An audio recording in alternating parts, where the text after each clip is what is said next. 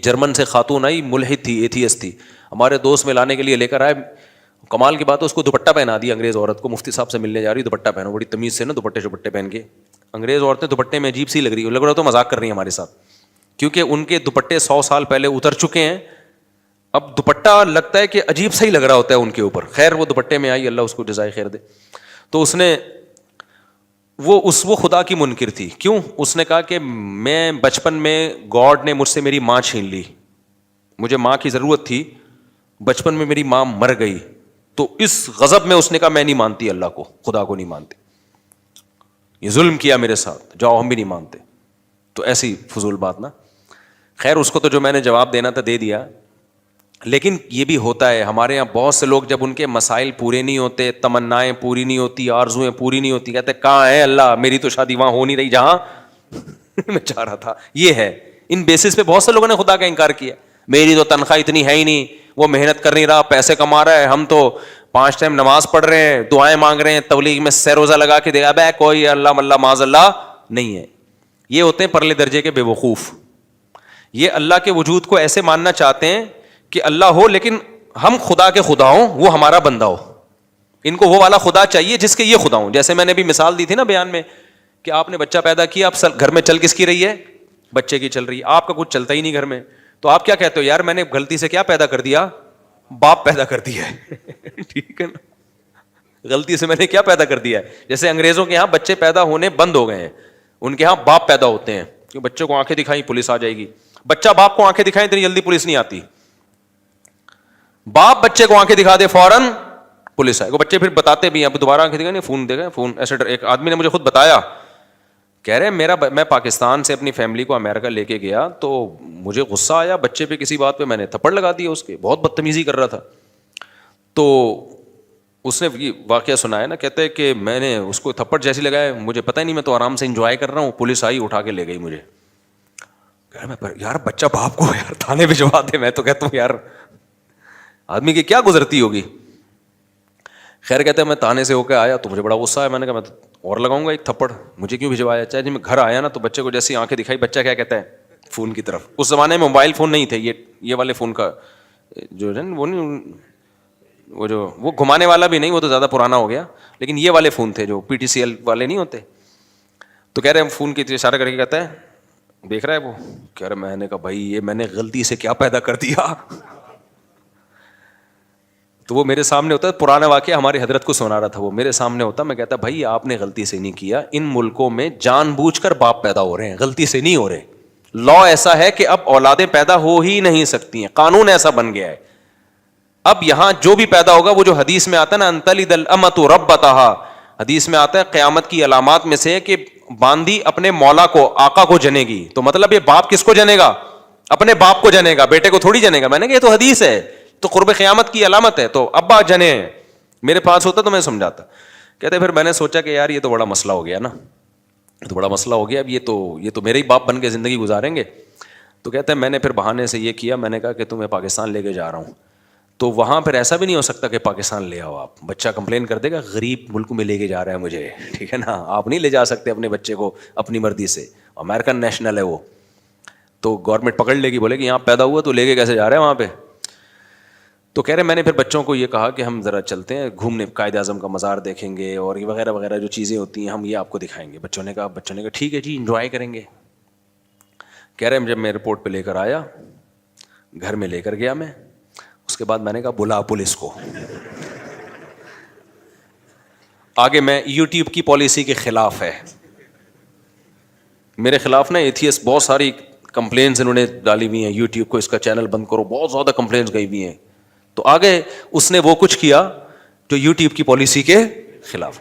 بچے کہہ رہے ہیں ہمارا قصور کیا, کہہ رہے ہیں انجوائے کر رہا ہوں میں, انجوائے, ٹھیک ہے ویسے ہی یار, بس بہت دن ہو گئے تھے, سمجھتے ہو. تو ان تلد الامۃ ربتہا, باندی کس کو جنے گی؟ اپنے آقا کو. وہ جننا شروع, بچے باپوں نے اپنے باپوں کو پیدا کرنا شروع کر دیا. تو میں یہ مثال کس پہ دے رہا تھا, پھر دائیں بھائی بیان چلا جاتا ہے, یار کہاں لے کے چلتے ہیں بیان. یہ مثال کس پہ آئی ہے, وہ بتا رہے, ہاں وہ بہت بہترین مثال میں شکر ہے آپ نے یاد دلا دی, جزاک اللہ.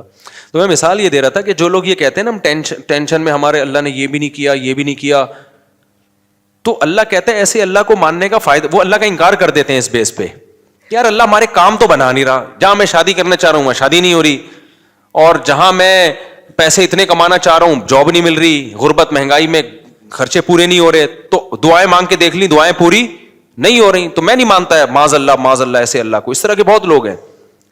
بھائی بات یہ ہے کہ جب آپ اللہ کو مان رہے ہو نا تو اللہ کا مطلب پتہ ہے کیا ہے کہ چلے گی اس کی, چلے گی آپ کی نہیں. اللہ کہتا ہے ایسے والے اللہ کو مانو, ایسے والے اللہ. جب اللہ کی چلے گی تو اللہ چاہے گا تو آپ کی مرضی کی ہو جائے گی شادی, نہیں چاہے گا تو نہیں ہوگی. اللہ چاہے گا تو آپ کو آپ کی مرضی کی جاب مل جائے گی, نہیں چاہے گا تو نہیں ملے گی. تو اللہ کو ماننے کا مطلب اللہ وہ ہے, ہم اللہ تھوڑی ہیں. تو چاہتے اللہ کی پوری ہوں گی, ہماری تھوڑی پوری ہوں گی, ہماری اتنی پوری ہوں گی جتنی اللہ چاہے گا. تو اگر آپ نے ایسے اللہ ماننا ہے کہ آپ سب کچھ آپ کا چلے تو پھر اللہ کہتے ہیں پھر میں کس بات کا اللہ ہو گیا بھائی, اللہ تو پھر تو ہے. یہاں ایک اشکال ہوتا ہے کہ جب اللہ نے اپنی ہی چلانی ہے تو ہم سے دعاؤں کا کیوں کہتا ہے. ایک سوال ہوگا, جب اللہ نے میری وہیں کروانی تھی جہاں ابا چاہ رہے تھے, میری والی تو اللہ نے دلانی نہیں تھی مجھے, تو پھر اللہ نے مجھے یہ کیوں کہا کہ راتوں کو اٹھ کے تہجد میں دعائیں مانگا کرو, یہ کیوں کہا اللہ نے. ابے دیکھو میں آپ سے کہتا ہوں, میں کسی وزیر ہوں فرض کرو, میں نے آپ سے کہا ایپلیکیشن لکھ کے دو, ایک پراپر وے طریقہ ہے, یہ کام آپ چاہتے ہو نا آپ کے گھر میں بجلی کا کنیکشن لگ جائے, گیس کا کنیکشن لگے گا تو پھر بھی نہیں, لیکن ایک مثال دے رہا ہوں, گیس کا کنیکشن لگ جائے تو آپ ایک ایپلیکیشن دو پراپر طریقے سے لکھ کے دو, تو ہم آپ کا وہ کام کر دیں گے. یہاں دفتر میں کھڑے ہو کے ہمارا سر خراب مت کرو. ہوتا ہے نا, جیسے مجھ سے کوئی ملنے کے لیے آتا ہے بے وقت آ جائے تو میں کہتا ہوں بھائی ایک طریقہ ہے, ایڈمن سے رابطہ کرو, پھر بتاؤ کیوں ملنا چاہ رہے ہو. بعض دفعہ بلا وجہ رشتے کے لیے آ رہے ہوتے ہیں, ہماری شادی کرا دیں, تو بھائی میں نہیں شادیاں کراتا لوگوں کی, یہ کام میرا ہے ہی نہیں. تو کوئی وجہ بتاؤ گے, وہ وجہ معقول وجہ ہوگی, پھر ہم ٹائم دے دیں گے, اس ٹائم پہ آ جانا. میں تو پھر فارغ کر کے بیٹھتا ہوں اپنے آپ کو اس ٹائم پہ. تو لیکن آپ اس ٹائم پہ بھی آ گئے, پھر بھی میں نہیں مل رہا, تو آپ کو غصہ آئے گا نا, پھر ہمیں یہ لمبا چوڑا پروسیس. بولو بتایا کیوں تھا بھائی, پہلے عثمان سے رابطہ کرو, پھر کوئی مفتی صاحب کی ڈائری میں دیکھیں گے سلاٹ خالی ہے تو اس کو دے دو, یہ سارا کر کے بھی آئے تو جب مفتی صاحب ہیں ہی نہیں. آج میں نے ظہر میں کسی کو نکاح کا ٹائم دیا تھا, ظہر میں جامعۃ الرشید میں مجھے ضروری کام تھا, اور مجھے کام کی وجہ سے میں نہیں آ سکتا تھا, لیکن چونکہ میں نے ٹائم دیا تھا, صرف ایک 5 منٹ کا اس کا نکاح پڑھانے کے لیے میں اتنا لمبا سفر کر کے آیا اور نکاح پڑھا کے واپس گیا. میرا 1 گھنٹہ لگا. لیکن کیوں, اگر میں نہیں آتا تو برائی ہوتی نا. یہ اگلا کہتا ہے یار مفتی صاحب نے ٹائم دیا اور بھاگ گئے, حالانکہ مجھے بہت مشکل ہوئی تھی وہ نکاح پڑھانے, لیکن میں نے کہا یار یا تو ٹائم نہیں دیتے, دیا ہے تو اب اس کو پورا کرنا ہے, یا تو 1 ہفتہ پہلے مجھے پتا چل جاتا نا میری تو میں 1 ہفتہ پہلے وہ کینسل کر دیتا. لیکن عین وقت پہ کینسل کرنا غیر اخلاقی حرکت ہے, الا یہ کہ کوئی بہت ہی ایمرجنسی ہو جائے. تو ایسی اتنی بہت ایمرجنسی نہیں تھی. کتنا ٹائم میں نے 5 منٹ کے کام کے لیے اپنا برباد کیا, 1 گھنٹہ برباد, اس سینس میں نہیں کہ وہ واقعی برباد, لیکن ظاہری لحاظ سے تو برباد ہی ہوا نا.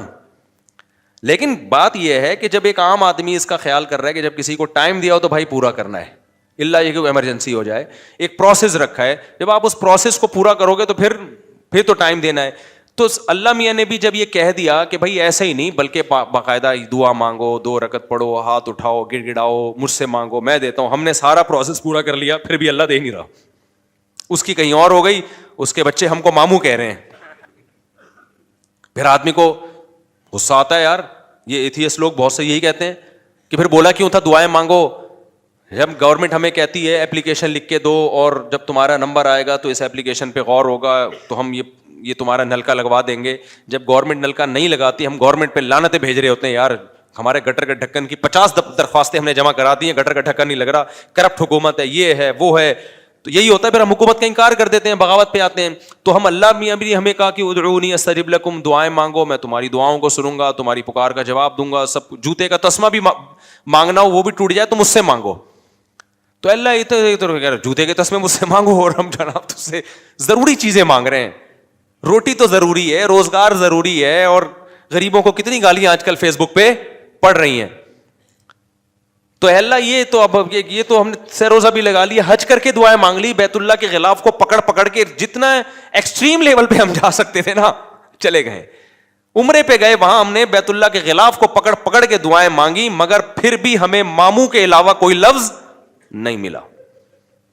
بہت سے لوگ اس چکر میں ایتھیسٹ ہوتے ہیں کہ یار یہ کوئی خدا ودا معاذ اللہ نہیں ہے، ہوتا تو کچھ تو اس کو ترس آتا نا ہمارے اوپر. تو یہ ایک اشکال ہوتا ہے. پہلا جواب تو میں نے دیا ہے، پہلا جو جواب ہے نا کہ آپ اللہ کو اللہ نہیں مان رہے، آپ اللہ کے اللہ بننے کی کوشش کر رہے ہو. اس اشکال کا جواب تو ہو گیا. لیکن دوسرا اشکال ہوتا ہے یہ اللہ ہی کے کہنے پہ تو ہم کر رہے ہیں. تو خوب سمجھ لو، اللہ نے جو کہا ہے نا کہ مجھ سے دعائیں مانگو تو میں تمہاری حاجات کو پورا کروں گا، تو دنیا میں تو جب ہم کسی کو کہتے ہیں نا کہ میں حاجات کو پورا کروں گا، تو ایمان بالغیب والا معاملہ نہیں ہوتا. نہ سامنے والے پر لازم ہے کہ ہم پر ایمان لے کر آئے، لہذا ہم اس کی حاجت پورا نہ کریں تو قابل ملامت ہیں. لیکن اللہ کا جہاں تک معاملہ ہے، اللہ حاجات پوری کرتا ہے. لیکن اللہ نے یہ کہا ہے کہ میں اس طریقے سے کروں گا جیسے میری سمجھ میں آئے گا، تمہاری رائے کے مطابق نہیں کروں گا. اس لیے کہ میں نے اپنے آپ کو غیب کے پردوں میں رکھنا ہے. اگر میں نے ایسے دعائیں قبول کرنا شروع کر دی، تم نے یہ مانگا میں نے یہ دے دیا، تو جو ایتھیسٹ ہیں سارے ایمان لے آئیں گے میرے اوپر. معاملہ غیب پہ تھوڑی رہے گا، پھر تو مشاہدے پر ہو جائے گا. سمجھ میں آ رہی ہے بات کہ نہیں آ رہی؟ غیب کا معاملہ تھوڑی رہے گا. پھر تو دنیا میں کوئی کافر نہیں رہے گا، کوئی نافرمان نہیں رہے گا، کوئی مرتد نہیں ہوگا. سارے کہیں گے ادھر دعا، اور پھر دعائیں بھی تو کیا کیا ہوں گی. پھر یہ دعا تھوڑی مانگے گا اللہ یہ دلا دے، اللہ اس جیسی 4 دلا دے. کیا خیال ہے؟ جب گئے بیت اللہ میں دعا مانگی اللہ 1 کروڑ کی جاب لگ جائے، فوراً فون آ گیا لگ گئی ہے. پھر حاجتیں لوگوں کی کوئی محدود ہیں یا لامحدود ہیں؟ لامحدود حاجت. سارے گنجے پہنچیں گے اللہ ہمارے سر پہ بال ہو گئے ہیں. جن کے بال اگ گئے وہ کہیں گے اللہ جو گر رہے ہیں وہ بھی آ جائیں. اللہ کوئی مرے ہی نہیں، نہ میری اماں مرے، نہ میرے ابا مرے، نہ میری بیوی مرے، نہ میرا شوہر مرے، نہ میرا بچہ مرے، فلاں فلاں سب مر جائیں.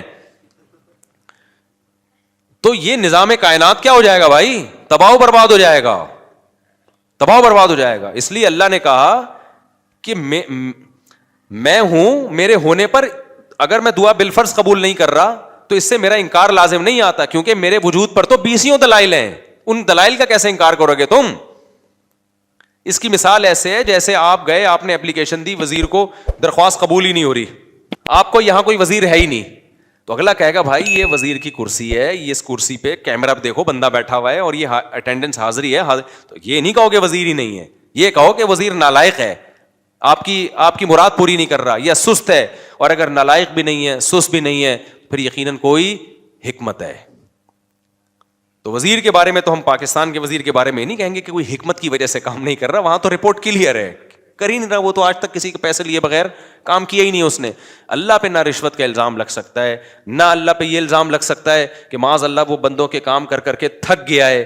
تو اللہ کے بارے میں یہی کہا جائے گا اور اس نے دعا قبول نہیں کی ہے تو بھائی وہ ہمارا کام ہے فائل جمع کرا دینا، اور وہ اس طرح سے نہیں کر رہا کسی اور طرح سے، وہ اپنے بندوں کو لاوارث نہیں چھوڑتا. ہاں اس نے ایک حکمت کے تحت ایک طریقہ رکھا ہوا ہے کہ ایسے میں ہر ایک کو ظاہری طور پہ دینا شروع کر دوں تو یہ خدا بن جائیں گے، میں کیا بن جاؤں گا؟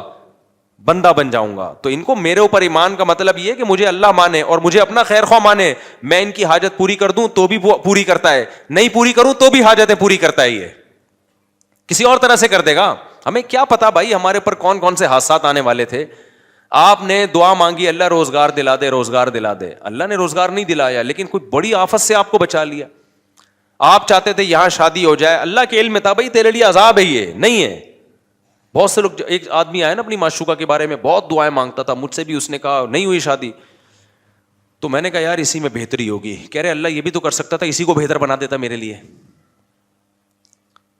یعنی اللہ کو یہ سمجھایا جا رہا ہے، مسلمان تو یہ سوچ کے صبر کرتا ہے یار مجھے لگ رہا تھا یہ میرے لیے بہتر ہے، لیکن جب اللہ نے نہیں ہونے دی تو اس کا مطلب یہ میرے لیے بہتر نہیں تھی، کیونکہ اللہ میرا خیر خواہ ہے، اللہ میرا دشمن نہیں ہے. لیکن اگلا پتہ ہے کیا کہتا ہے؟ یار اللہ کو یہ بھی تو طاقت ہے نا کہ اسی کو میرے حق میں بہتر بنا کے یہی دلا بھی دیتا اور اسی کو ٹھیک بھی کر دیتا.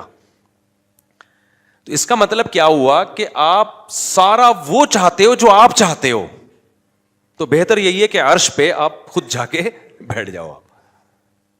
ہم نے اپنے آپ کو اللہ کا تابع بنانا ہے. تو پیغمبروں کی سیرت سے ہمیں پتہ چلتا ہے 2 قسم کے لوگ ہیں، ایک نافرمان اور ایک فرما بردار. نافرمان لوگوں کو جب پریشانی آتی ہیں اللہ کو برا بھلا کہتے ہیں، تبھی تو قرآن نے مثالیں دی ہیں. فرعون پہ بھی پریشانی آئی نا، موسیٰ علیہ السلام جب آئے نا تو فرعون کو ٹینشنیں شروع ہو گئیں. ایک دفعہ بھی اللہ کا نام نہیں لیا فرعون نے، بلکہ اور بغاوت میں بڑھتا چلا گیا.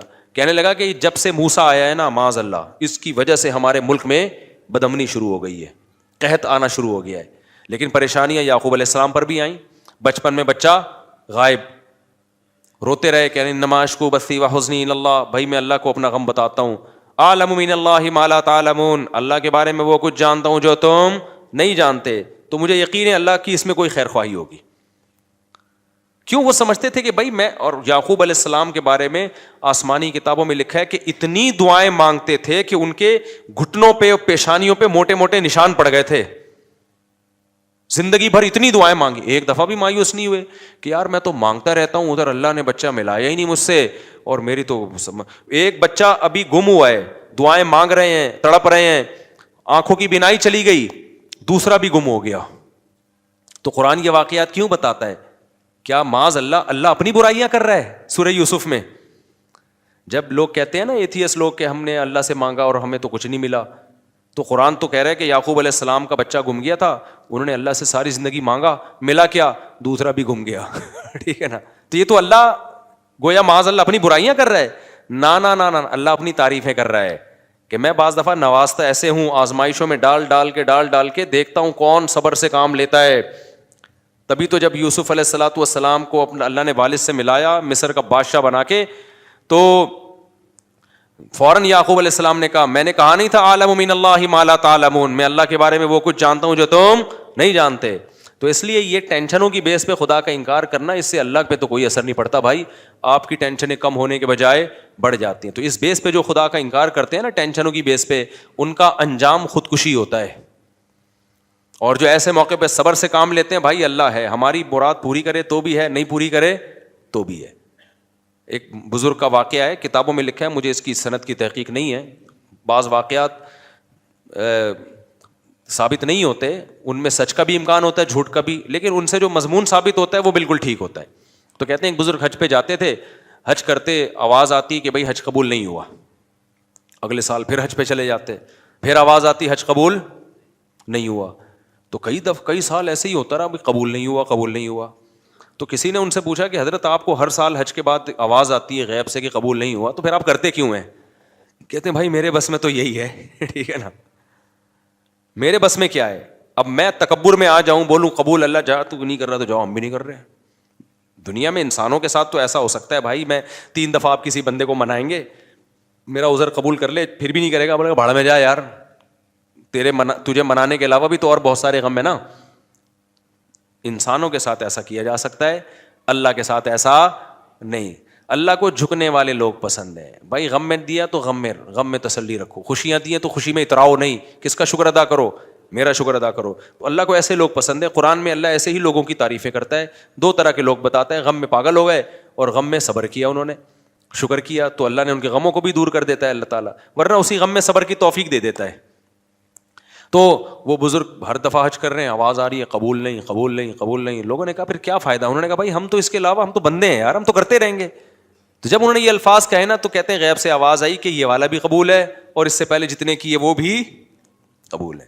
تو اللہ یہ لفظ سننا چاہ رہے تھے. تبھی جن لوگوں کا نماز میں دل نہیں لگتا نا, کہتے ہیں نماز میں ایکچولی مزہ ہی نہیں آ رہا, پنکھے گن رہے ہوتے ہیں, ٹینشن اتنی ایسی, نماز کا کیا کرنا. وہ بھائی دفع کرو یار, اللہ نے کہا وضو کر کے میرے سامنے کھڑا ہو کے نماز پڑھ لو بس, ٹھیک ہے نا. ہم اس سے زیادہ کچھ کر نہیں سکتے, تو ہم تو جھکے رہیں گے اللہ کے سامنے, اور کوئی ہمارے پاس آپشن ہی نہیں ہے.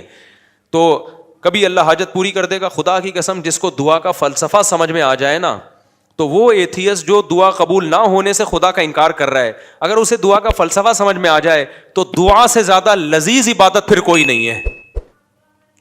کیونکہ اس میں پتہ ہے کہ یار اللہ کو مانگنے والے کو دیتا ہے, اللہ دے گا کیسے, یہ اس کی مرضی.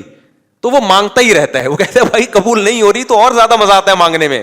قبول ہونا شروع ہو جائیں تو پھر تو آدمی کہتا ہے کہ یار یہ کیا ہے, یہ تو غیب پر ایمان تھوڑی رہا. نہیں ہو رہی, پھر جو مانگتا ہے تو اس سے اللہ کو محبت ہوتی ہے. اس لیے حضرت عمر کا قول یاد رکھو. حضرت عمر فرماتے ہیں میں جب دعائیں مانگتا ہوں تو مجھے اس کی فکر نہیں ہوتی قبول ہو رہی ہے کہ نہیں ہو رہی, مجھے اس کی زیادہ فکر ہوتی ہے دعائیں مانگنے کی توفیق مل رہی ہے کہ نہیں مل رہی ہے. کیونکہ اللہ کے سے مانگ رہے ہو نا, اگر اس کا مطلب اللہ کے وجود پر بھی ایمان ہے, اس پر بھی ایمان ہے کہ حاجتیں وہی پوری کرتا ہے, اس پر بھی ایمان ہے کہ اس کے بغیر کچھ ہو نہیں سکتا, تو یہ بڑی کوالٹی ہے بھائی. باقی کچھ ملے نہ ملے, اس کا مطلب آپ کامیاب ہو, چاہے ناکامی کے نقشے نظر آ رہے ہو. کیونکہ انجام تو اصل تو اینڈ کا اعتبار ہے کہ انجام کیسا ہوتا ہے آپ کا. آپ ساری زندگی خوشیوں میں رہے اور آخر میں پھانسی کے پھندے پہ لٹکنا ہے, کیا فائدہ ایسی خوشیوں کا. ساری زندگی جیل میں, آخر میں رہائی ہے, تو اینڈ کے لحاظ سے آپ کیا ہیں, کامیاب ہے. تو بے شک یعقوب علیہ السلام کی ساری زندگی غموں میں گزری, اینڈ کیا ہوا؟ انجام اچھا ہوا. اور ساری زندگی خوشیوں میں گزرے, انجام پھانسی کے پھندے پہ لٹک کے خودکشی کر کے مر گئے, تو کیا فائدہ بھائی ایسے؟ تو یہ جتنے فنکار اداکار جو خدا کے منکر ہوتے ہیں, اور جتنے لبرل سیکولر لوگ خدا کے منکر ہوتے ہیں, ان کا انجام دیکھا کرو, ان کی حال نہ دیکھا کرو. اور جتنے علماء صلحاء ہیں ان کا انجام دیکھا کرو, ان کا ماضی نہ دیکھو, ماضی بڑا ٹف گزرا ہوتا ہے. تو ایک تو ایتھیزم اس طرح سے ہوتا ہے نا, اور دوسرے ہوتا ہے جن کو دلائل کچھ کھوپڑی ان کی صحیح کام نہیں کر رہی ہوتی, وہ کہتے ہیں یار ہر چیز اب ایک لاجک سے ہو رہی ہے. ان لوگوں کے لیے میں مختصر دلیل دے رہا ہوں, بس پھر بیان ختم کرتا ہوں. کہتے ہیں یار جب دنیا میں ہر کام لاجک سے ہو رہا ہے تو خدا کہاں ہے پھر؟ اب تو سائنس نے ہر چیز کی لاجک پیش کر دی نا. کیا خیال ہے بھائی؟ یہ زمین میں پہلے لوگ کہتے تھے یار گٹلی زمین میں جاتی ہے, یوں ہوتا ہے, فرشتے آ کے کچھ یوں یوں کر رہے ہوں گے, کچھ دیو ہے, کچھ بھگوان ٹائپ کی چیزیں. اب تو سائنس نے بتا دیا بھائی یہ پروسیس ہوتا ہے, صحیح ہے نا. وہ زائگوٹ بنتا ہے, پھر یوں ایک تنا بنتا ہے, پھر یہ پھول ہوتے ہیں ایکچولی, پھر تتلیاں بیٹھتی ہیں نرماد, ایکچولی یہ ہو رہا ہے. بھگوان کہاں ہے اس میں کوئی دیو کچھ بھی نہیں ہے. تو لاجک سے ہر چیز ہو رہی ہے. اس کی دلیل سمجھو, 2 اور 2 4 کی طرح. سمجھ میں آ رہی ہے بات؟ اور آسان کر دیتا ہوں. ہمارے ایک دوست یونیورسٹی میں پڑھتے تھے, ان کے پروفیسر تھے ملحد, ایتھیسٹ تھے. تو مجھے آ کے انہوں نے بتایا کہ میرے پروفیسر صاحب کہہ رہے ہیں یار خدا کہاں ہے؟ یہ مولویوں نے پتہ نہیں کیا خدا بنایا ہوا ہے. ہم تو گاڑی کے ایکسیلریٹر پہ جب پاؤں رکھتے ہیں تو گاڑی چلتی ہے, جب بریک لگاتے ہیں تو گاڑی رکتی ہے. تو خدا کہاں ہے؟ خدا کو تو جب مانے پاؤں ایکسیلریٹر پہ رکھا ہوا ہے لیکن گاڑی رک رہی ہے, ٹھیک ہے نا, کوئی غیبی طاقت روک رہی ہے اس.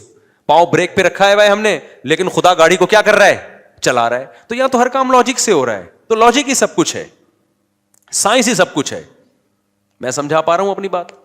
یہ وہ اشکال ہے جس کی بیس پہ ہزاروں لوگ مرتد ہو چکے ہیں, اسلام چھوڑ چکے, ہزاروں تو نہیں سینکڑوں تو چھوڑ ہی چکے ہیں. اور جتنے بھی ملحد لوگ ہیں, چاہے عیسائیوں میں, اسلام میں تو بہت کم ارتداد ہے نا, عیسائیت یہودیت میں بہت زیادہ ہے. کہ یار جب ہر کام لاجک سے ہو رہا ہے تو خدا کو ماننے کی ضرورت کیا ہے؟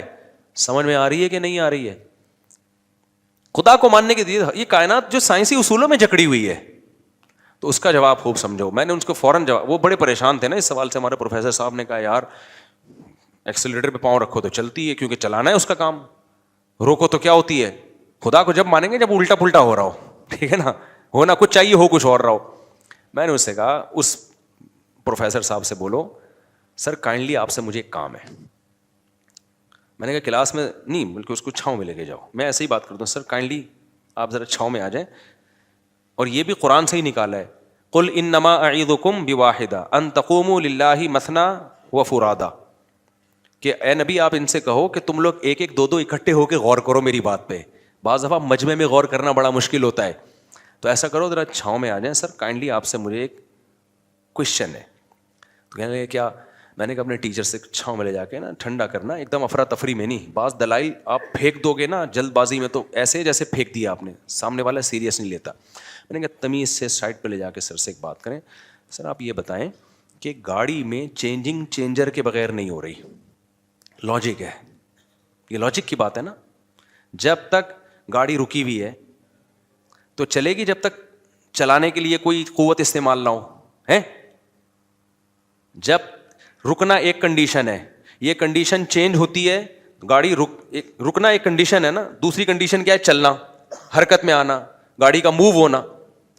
تو گاڑی میں موومنٹ پیدا نہیں ہوتی جب تک کوئی موور نہ ہو, اور گاڑی چل رہی ہو ایک کنڈیشن ہے, رکے گی نہیں جب تک کوئی اسٹاپر نہ ہو.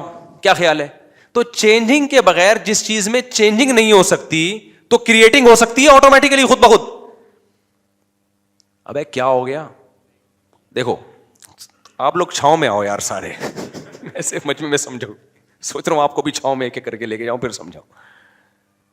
اب مجھے ایک بات بتاؤ, کوئی پاگل دنیا میں ایسا, اس کے لیے بہت افلاطونی کی ضرورت نہیں ہے, خدا کے وجود کے لیے کوئی بہت بڑا سائنسدان بننا ضروری نہیں ہے. 2 اور 4 کی طرح کچھ کامن اصول ہیں. اب مجھے ایک بات بتاؤ, کوئی سائنسدان یہ کہے کہ جب تک چینجر نہیں ہوگا گاڑی میں چینجنگ نہیں ہوگی. کوئی کہ اچھا سر یہ گاڑی بنائی کس سائنسدان نے؟ کہ بن خود بخود گئی تھی. آپ بولو گے ابے یہ کیا بات کر رہا ہے یار تو, کریٹنگ تو زیادہ مشکل کام ہے, وہ خود بن گئی. اب دھکا خود نہیں, اب جب تو بن بھی خود گئی ہے تو چل بھی خود لے. وہ عمر شریف کا لطیفہ اکثر مجھے یاد آتا ہے. کسی نے کلپ, ہم نے بچپن میں یہ دیکھا تھا تو اب کسی نے کلپ بھیجا تھا نا, تو وہ بچپن میں نا وہ عمر شریف کے شو دیکھتے تھے, پھر بعد میں ہم نے تو ٹی وی سے توبہ ہی کر لی تھی, اس میں پھر بے حیائی پھیلنا بہت زیادہ آنا شروع ہو گئی تھی. میں اس لیے کہہ رہا ہوں اب بچے یہ نہ دیکھا کریں پروگرام, بچپن کی باتیں. تو اس میں یہ تھا کہ وہ اس کے جو کوئی تھا جاننے والا نا, اس کو ہاں اس کو خود بھولنے کی بیماری ہوتی ہے عمر شریف کو. عمر شریف کو کس کی بیماری ہوتی ہے؟ بھولنے کی. تو اس کو بھولنے کی بیماری تھی, تو وہ کسی کے گھر گھس جاتا تھا ایسے ہی مذاق میں, جب پٹنے لگتا تو بولتا بھائی ہم تو بھولے سے چلے گئے تھے تمہارے گھر. تو ایسے ہی کسی نے بتایا کہ کسی کے گھر میں نا شلوار رہ گئی اس کی, ایسی مذاق ہے حقیقت میں نہیں, سمجھ لیں آپ. تو وہ ایک شخص شلوار لے کر آ رہا ہے, اس سے عمر شریف سے کہہ رہا ہے یہ شلوار کیا کہہ رہی ہے, یعنی پیغام دے رہی ہے نا کہ تو میرے گھر میں آیا اور کپڑے چھوڑ کے چلا گیا, اس کا مطلب یہ کوئی غلط میسج دے رہی, بتا یہ شلوار کیا کہہ رہی ہے, یہ پاجامہ کیا کہہ رہا ہے. وہ بتا رہا ہے بھائی میں نہیں ہوں, یہ غلطی سے پتہ نہیں کس کا پاجامہ ہے, مجھے کیا پتا, میں تو بھولنے کی بیماری. کہہ رہے نہیں یہ پاجامہ کیا کہہ رہا ہے, کہہ رہے جب سب کچھ پاجامے سے ہی پوچھ لینا پھر کیا کہہ رہا ہے, جب یہ بتا سکتا ہے تو پھر یہ کس سے پوچھ لے, تو پاجامے سے ہی پوچھ لے, وہ تجھے بتا دے گا کیا کہہ رہا ہے. تو ایسے ہی میرے بھائی گاڑی جو ہے اس گاڑی سے آپ خود پوچھ لو کہ کمبخت تو چل نہیں سکتی ہے خود بخود, اگر تو آٹومیٹیکلی خود بنی ہے تو پھر چل بھی خود لینا, تو چلانے کے لیے کیوں تجھے ایک بندہ چاہیے جو انجن اسٹارٹ کر کے ایکسیلیٹر پہ پاؤں رکھے. یہ عجیب بات ہے, بنی خود بخود ہے, چلانے کے لیے بندے آئیں گے تو چل بھی خود لے, تو چلانے کے لیے کیا ضرورت ہے. ایسے ہی گاڑی اگر آٹومیٹیکلی خود سے نہیں بنی, کسی سائنسدان نے بنائی ہے, تو سائنسدان تو اور زیادہ عجیب چیز ہے یار جس نے اس گاڑی کو بنا دیا. کریٹر زیادہ عجیب ہوتا ہے جو موجود ہے, یا جو بنی ہوئی چیز زیادہ عجیب ہوتی ہے. اچھا مجھے بتاؤ, یہ موبائل جس سائنسدان نے بنایا, آپ کے کو جب یہ سائنسدان آ جائے نا جس نے یہ بنایا, وہ تو بہت سارے سائنسدانوں نے مل کے بنایا, فرض کرو کسی ایک نے بنایا, تو آپ اس موبائل کی زیادہ ویلیو دو گے, سائنٹسٹ کو زیادہ ویلیو دو گے؟ سائنٹسٹ کو زیادہ ویلیو دو گے یار, یہ جو یہ بنا سکتے اور پتہ نہیں کیا کیا بنا لے یار. یہ تو گاڑی سے زیادہ ویلیو تو اس سائنسدان کی ہے جس نے گاڑی کو ایجاد کیا, تو وہ تو اور زیادہ پیچیدہ چیز ہے بھائی. کمال کی بات ہے, وہ سائنسدان ایوالو ہو کے آٹومیٹیکلی اگ کے کھڑا ہو گیا وہ, اور جو وہ چیزیں بنا رہا ہے وہ اس کریٹر کے بغیر, موجد کے بغیر بن نہیں سکتی. تو اس سے پتا چلتا ہے کہ بھائی یہ کائنات میں, ہم تو سائنس کے اصول کو مانتے ہیں, ان لاجیکل کام کائنات میں کچھ بھی نہیں ہے. تو ہم کہتے ہیں ان لاجیکل یہ نہیں ہے کہ کائنات کا کوئی خالق ہے, ان لاجیکل یہ کہ یہ کائنات خود بخود بنی ہے. نہیں ہے بات, میرا خیال ہے یہ کہنا کہ آٹومیٹیکلی خود بخود بن گئی, یہ ان لاجیکل بات ہے, کیونکہ کائنات میں ان لاجیکل کام نہیں ہوتا. تو یہ لاجیکل کیسے ہو گیا کہ جو کائنات حرکت نہیں کر سکتی تو وہ خود بن کیسے سکتی ہے؟ نیوٹن نے کہا تھا نا, جو چیز حرکت میں ہمیشہ حرکت میں رہے گی جب تک کوئی اس کو روکے گا نہیں, جو رکی ہوئی ہمیشہ رکی رہے گی جب تک کوئی چلائے گا نہیں. نیوٹن اگر ہوتا تو میں چھاؤں میں لے جاتا اس کو. میں کہتا سر ایک چیز آپ کہنا بھول گئے ہیں کہ یہ کائنات اگر نہیں ہے تو جب تک کوئی ہو, جو چینجر کے بغیر نیوٹن کے قانون کا لا کا حاصل یہ ہے کہ چینجر کے بغیر چینجنگ ممکن نہیں ہے. میں کہتا سر ایک جملہ اپنے لا میں اور بڑھا دیں کہ جب چینجر کے بغیر چینجنگ نہیں ہے تو کائنڈلی ایک اور سائنس کا لا آپ بڑھا دیں, تاکہ یہ ہمارے یونیورسٹیوں کے لوگ جو اللہ رسول کو نہیں مانتے, آپ کو بہت مانتے ہیں, وہ ایک جملہ بڑھا دیں کہ کریٹر کے بغیر کریٹنگ بھی نہیں ہو سکتی. تو نیوٹن نے نہیں بڑھایا کیونکہ مذہب نیوٹن کا ٹاپک نہیں تھا, لیکن قرآن نے بڑھایا ہے بار بار کہ جس کائنات میں چینجر کے بغیر چینجنگ نہیں ہو سکتی, کریٹر کے بغیر کریٹنگ کا عمل کیسے ہو گیا. صاف پتہ چلتا ہے, اسی لا سے پتہ چلتا ہے کہ بھئی نیوٹن کا یہ آدھا لا پڑھایا جا رہا ہے, کیونکہ آگے پڑھا دیں گے نا تو پتہ ہے نتیجہ کیا نکلے گا. کیونکہ جب کریٹر کے بغیر کریٹنگ نہیں ہو سکتی تو پھر بہت سارے مسائل کھڑے ہو جائیں گے ساری دنیا کے لیے. وہ یہ کہ پھر کریٹر ہے کون.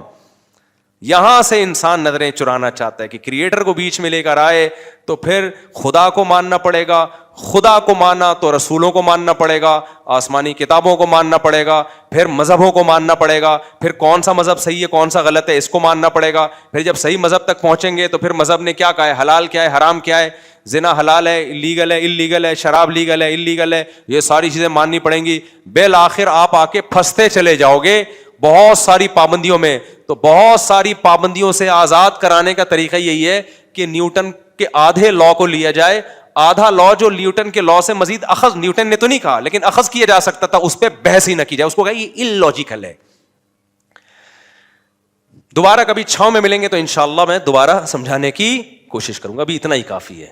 اس لیے اللہ کا وجود دو اور دو, اور یہ جو بکواس کرتے ہیں نا فضول قسم کی کہ خدا کو پھر کس نے پیدا کیا, اور بھائی یہ illogical اس کائنات کے بارے میں ہے کہ خود بخود بن جائے. خدا کو تو ہم جانتے ہی نہیں ہیں, وہ اس کائنات کا حصہ تھوڑی ہے, وہ تو کائنات سے الگ ہے, اس کو تو ہمیں پتہ ہی نہیں. کمال کی بات ہے اس خدا کو ہمیشہ سے ماننے کے لیے تیار نہیں ہے, کہہ رہے ہیں عقل میں نہیں آ رہا, اور اس کائنات کو ہمیشہ سے ماننے کے لیے تیار ہیں جو عقل میں آ رہی ہے. وہ تو اور زیادہ بے عقلی کی بات ہے کہ یہ کائنات ہمیشہ سے ہو. سمجھتا نہیں ہے نا بات کو, جب نہیں پڑھے گا رات کو تو نہیں سمجھے گا بات کو. تو اس لیے سائنس کے چکر میں نا اپنے جہنم نہ خریدو میرے بھائی. سائنس کو خدا نہ بنا لو, جتنی ہے سائنس اتنی رہنے دو اس کو, ٹھیک ہے نا. کہتے ہیں سائنس میں ہے.